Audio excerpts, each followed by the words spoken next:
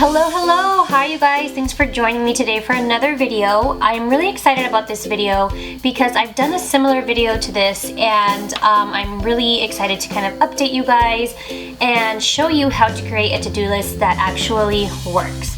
So everybody has their ways, so I'm not going to say that this is the one that's going to work for you. I will say though that this is the one that works for me. It's the one that helps me organize my brain and organize my to-dos. So hopefully this helps you, and we are just going to jump into it. So first of all, to-do lists are very important, as we probably already know, because if we don't have one, we probably will get the things done, but probably not on time. We probably won't get it done the right way, and we'll probably be worrying and stressed out because of it. So these are all reasons why you should have a to-do list in general. So I'm going to give you some tips on how to organize it.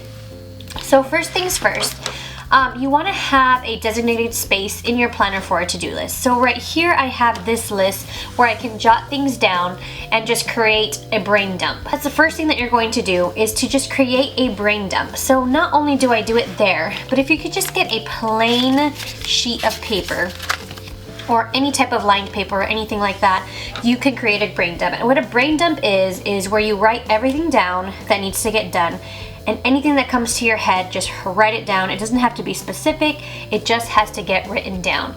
So right now what's on my brain currently is our gender reveal party. So I'm going to just brain dump a bunch of things on that, and then if other things that I have to do come out, then I'm going to write that down too. So first of all, brain dumping is step number one. So I do encourage you to go ahead and give this a try with me. You might see how much it helps you.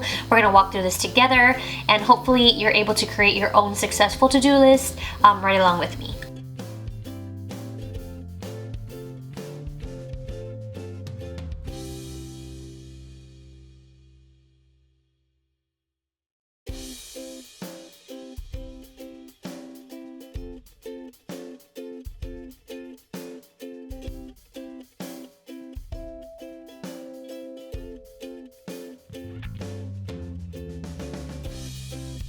Okay, so as you can see, this is my brain dump, and it's nothing fancy at all. I'm gonna pull this out and use it later, so it's scratch. You probably won't even understand what I've written, even though I do, but it's not for show, it's not for anything. It's just for me to get everything out of my head, and that's what a brain dump is. So once you have this brain dump, you are going to organize these things that you have to do into smaller lists. So you're going to separate your to-do so that you have several smaller to-do lists. For example, you wouldn't categorize something like a gender reveal party with something you have to do for work or something that you have to do from home. You'll do that later, but first you have to expand on these different to-dos, because there's things sometimes that you have to do within those to-dos. I know that sounds funny, but I'll show you in a second. So I'm going to go ahead and just circle everything that has to do with the gender reveal party, and you're gonna see here that that's gonna already help me to organize my to-do list into different sections. So then I'm going to go ahead and see that there's some things that I need to do at home, and I'm just going to put a different type of circle around that one. So then I'm also going to do the same thing with my payments, because as you can see here, I have a couple of payments that need to get paid for. So I'm going to go ahead and make squares around those, and then I just have one left here, which is something completely different. So there I have all of my things kind of separated. So now what I'm going to do is pull this guy out, and I'm going to use this paper right here, my scratch paper, which can be done in your planner or anywhere else, to create other to-do lists. So I'm going to expand now into kind of smaller to-do lists, but I'm going to expand them. So I'm titling that gender reveal, and the way that I like to do my to-do list is with squares, just like this, and I'll show you why in a second. You can use any method that you want to use, but I like to use it this way. So now I'm going to start with my first one here. My first one says, set reminder to pick up flowers Saturday at 10 a.m.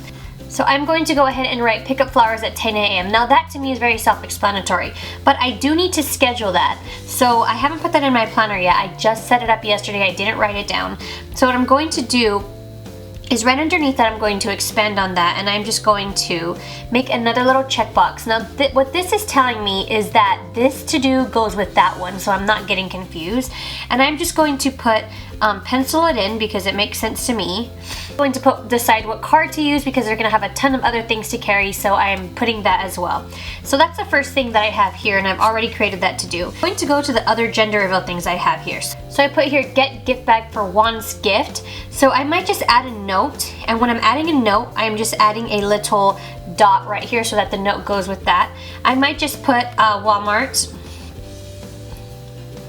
so that I can remember that that's where I want to go and get it. So I have that one down. So I went ahead and added gender reveal picture. Now there's some other to-dos that I have to do related to that, and I may not have realized that in my first brain dump, but I'm realizing that now, which is the point of making the second list. So for this I have to actually glue on letters to block. I went ahead and added those two to-dos after that. So I'm gonna go ahead and cross that out. So the last thing I have for that is to just create a day of to-do list, and that is something that I'm going to do later, but I went ahead and put that there anyways.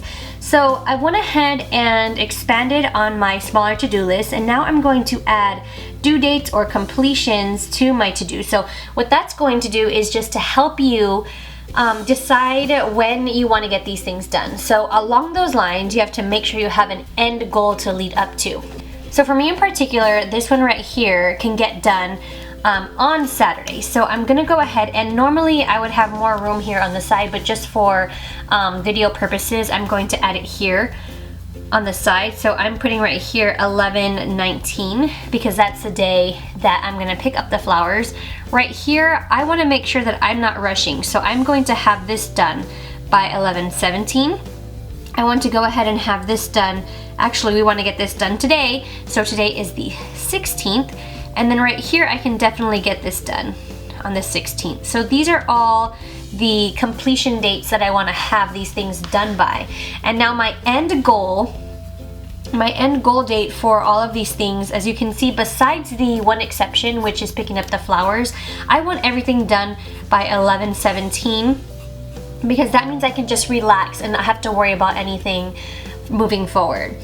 So now that we're here in this to-do list, we are going to use a key. And I love bullet journaling, so that's kind of where I'm getting the concept from. I, of course, tweak it to my own liking, and you can do the same. But I like to go ahead and use a key for things like that. So right here on the side, I will give you an example of some bullet journal keys or things that I really like. So I love to use an exclamation point for priority items. So those are the things that have to get done now. For in progress, I like to use this little arrow because the arrow tells me that I'm working on it and it's not done yet, but there's some steps that have already been done.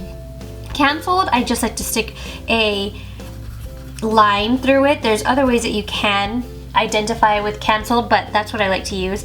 And then done, of course, is just a check mark. So what I'm going to do is I'm going to set these on priority. So what you can also do is this can be like a just a number one priority, and then you could also have a kind of like very urgent. Okay, so for example, for me, it's very urgent that I get these gender reveal pictures done. So I'm going to just stick 2 of these little exclamation points right there. And right now, since I haven't actually started working on anything, so let's say I started my to-do list, but I am not quite done with my to-do list yet, then I'm just going to have a little arrow right there telling me that I've started it, but I haven't finished it. So that's how you would use a key to emphasize things. After that, now let's say you're working on your week's to-do list. So for example, I have my weekly to-do list here, and I'll show you a blank one. This is what my week to-do list might look like. So if I want to go ahead and take, now mind you, you're gonna have several different lists. So this is my gender reveal list, but I might have another list that says something like payments. I might have a list that says payments to make. And then right under that, I might have, you know, pay Great Lakes. And so that might be on my to-do list right there. And that might be a priority for me, and I need to get that done, you know, tomorrow. So that's how I would set up that list right there. Now, before I move on to this part, I want to go ahead and share a tip with you, which is to not forget to verbalize your to-do list. you're going to make sure you have a verb in front of the things you need to do. So this would be our verb, which would be pay. Something that wouldn't work is just Great Lakes. That might work for some people, but that could mean anything really. It could mean that you have to look into your profile and update something. It might mean that you have to change your due date for your payment or something like that. So just writing the word pay helps you to remember that that's what you have to do, and it really does force action and forces you to get something done because it's actually telling you to do something, which is what the verb is for.